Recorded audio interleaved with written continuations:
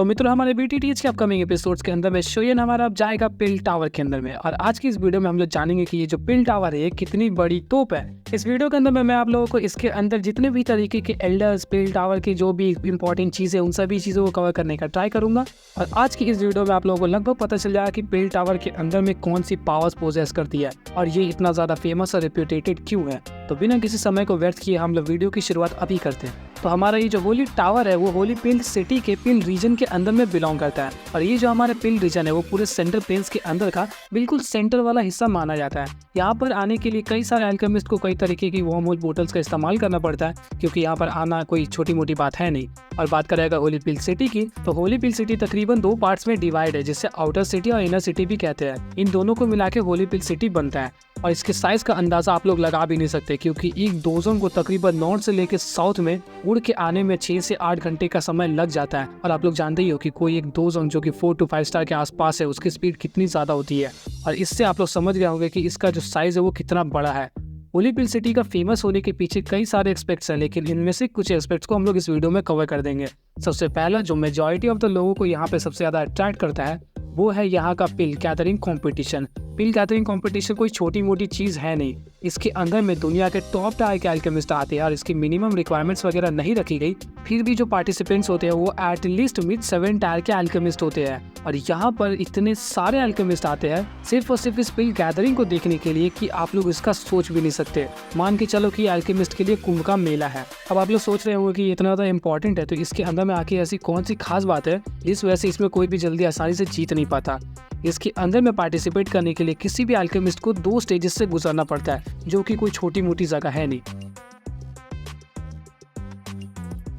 और इन दोनों पड़ावों को पार करने के बाद कोई भी अल्केमिस्ट पिल गैदरिंग की कंपटीशन में बैठ सकता है।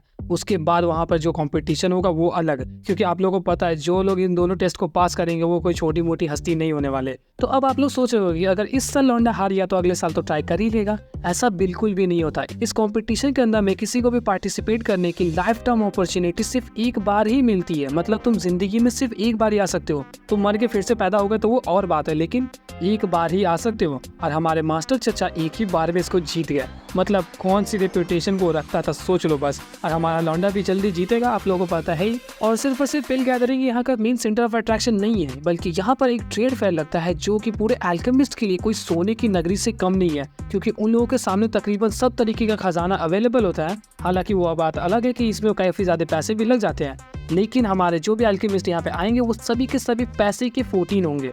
14 को हिंदी में कर लो, आप लोग समझ जाओ कि मैं क्या बोलना चाहता हूँ।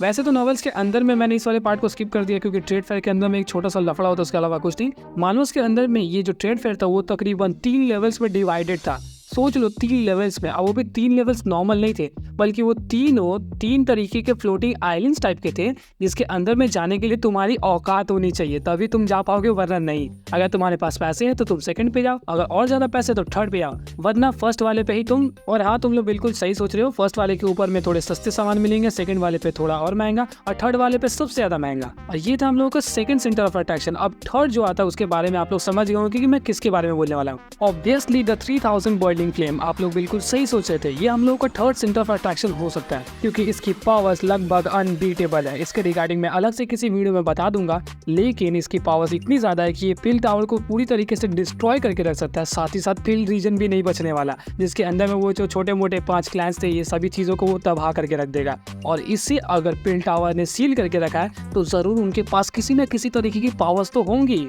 और ये भी एक कारण है जिस वजह से इसकी इज्जत और रेप्यूटेशन इतनी ज्यादा है सेंट्रल प्लेन्स के अंदर में। और यही कारण की वजह से हॉलो सोल्स वाले इसे मुंह नहीं लगाना चाहते। मुंह तो साफ रहता है, लेकिन फिर भी हॉलो सोल वालों का ही मुंह गंदा है, फिर भी मुंह लगाना छोड़ो यार। तो वापस मुद्दे पर आते हैं। पिल टावर के अंदर में एक स्मॉल पिल टावर नाम का एक जगह देखने को मिलता है, जो कि कोई छोटा लगता नहीं है। इसके अंदर की जो रिक्वायरमेंट्स है सुन के आप लोगों का दिमाग घूम जाएगा। और तो और इसके जो फर्स्ट एल्डर थे उनका नाम है लिनमो, और वो एक्चुअली में 2 स्टार दोशन थे, और वो पहले एल्डर थे स्मॉल पिल टावर के। और मुझे नहीं लग रहा कि ये स्मॉल है, ये एक्चुअली में काफी ज्यादा ह्यूज है। इसके अलावा 4 और एल्डर्स है, जिनमें एक हमारा शोयन रहता है, और वो जो 3 है वो ग्रेटर एल्डर्स है, जिसके बारे में मैं आपको आगे चल के बता देता हूँ। और स्मॉल टावर की जो रिक्वायरमेंट्स है वो कोई छोटी मोटी है नहीं। अगर तुम्हें इसके अंदर में भी एंटर करना है तो किसी एसोसिएशन के जरिए ऑथराइजेशन तुमको चाहिए होगा, और अगर वो नहीं है तो तुम्हें एटलीस्ट 8 टायर के मेडिसिनल पिल्स डिफाइन करनी आनी चाहिए। साथ ही साथ 7 कलर की जो पिल लाइटिंग है उसे समन करना भी आना चाहिए, तभी तुम इसके अंदर में एंटर कर सकते हो, सीख सकते हो। मतलब इसके अंदर में 8 टायर बनने के बाद घुस सकते हो, तो सोचो क्या फायदा घुस के, इसके बाद बचा ही क्या है। इसके अलावा यहाँ पे कुछ और भी ग्रेट एल्डर्स है जो कि पिल टावर के हैं, जिनका नाम हम लोगों का आता है शिन याओ, सोंग किंग, एल्डर गुई और क्यू लिंग। ये सभी के सभी ग्रेट एल्डर्स है पिल टावर के, उतने ज्यादा हाईली रेपुटेटेड नहीं है, लेकिन इनकी इज्जत बाकी सभी के मुकाबले बहुत ज्यादा है। यहाँ भी और भी 5 तरीके के एल्डर फैमिलीज पाई जाती है, आप लोगों को ऑब्वियसली पता होगा, रिसेंट के वीडियो में आप लोगों को बताया था। उन लोगों को भी यहाँ के एल्डर्स में काउंटिंग किया जाता है, जिनमें आता है हमारा साओ क्लैन, तांग क्लैन, ये क्लैन, क्यू क्लैन और बाई क्लैन। तो अब हम बढ़ते हैं इस पिल टावर के अन्नदाता की तरफ, जो कि यहाँ के सबसे बड़े तोप है, वो भी एक नहीं 3 तोप है। तो जिनमें सबसे पहला आता है हमारा श्वान कांग जी। और आप लोग मानोगे नहीं, लेकिन ये लौंडा भी कोई नॉर्मल लौंडा नहीं है। इसके बारे में एक बात है जो मैं आप लोगों को अभी नहीं बताऊंगा, किसी और वीडियो में बताऊंगा। और ये तकरीबन 8 टायर का अल्केमिस्ट है। फायर एफिनिटी तो जरूर होगी क्योंकि अल्केमिस्ट के पास में होती ही है। साथ ही साथ ये 2 ज़ून 9 स्टार है। इसके अलावा जो नेक्स्ट एल्डर हमें देखने को मिलती है उसका नाम है श्वान ये, जिसके बारे में भी मैं एक अलग से वीडियो लाऊंगा। ऑब्वियसली इसके अंदर में भी काफी अच्छी रिक्वायरमेंट्स वगैरह है। ये भी हमारी 9 स्टार 2 ज़ून है, 8 टायर की अल्केमिस्ट है, और भी कई चीजें, और ये और भी कुछ एक इंपॉर्टेंट चीज है जो आपको अलग वीडियो में बताया जाएगा।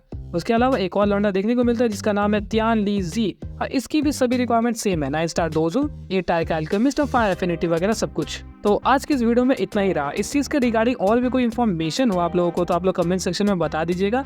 और तो और मैंने लगभग सभी चीजों को कवर कर ही दिया है। और भी ऐसी इंटरेस्टिंग वीडियोस के लिए आप लोगों को पता है क्या करना है, नीचे का वो लाल बटन के ऊपर में आप लोग पिल रिफाइन करिए या फिर कुछ भी करिए, मुझे नहीं पता, लेकिन वो लाल से ग्रे हो जाना चाहिए। और साथ ही साथ घंटी को भी बजा लीजिएगा ताकि आप लोगों को नोटिफिकेशन मेरी वीडियोस की मिलती रहे। तो मिलते हैं आपसे एक और न्यू इंटरेस्टिंग वीडियो के साथ, तब तक के लिए गुड बाय।